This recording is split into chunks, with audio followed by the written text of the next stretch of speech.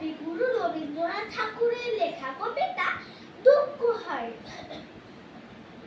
মনে করো তুমি থাকবে ঘরে, আমি যেন যাব দেশান্তরে। ঘাটে আমার বাধা আছে তরি, জিনিসপত্র নিয়েছি সব পুরি।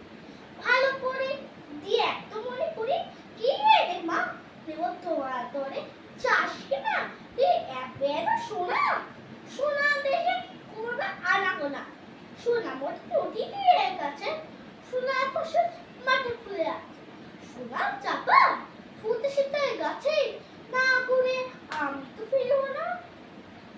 প্রত্যেকে চাষ মুক্ত গেতে হারে, জাহাজে যাব সাগর পারে। সেখানে মা সকালবেলা হলে ফুলের পরে মুক্ত গুলি তোলে, টুকটুকিয়ে পড়ে ঘাসের উপরে। যত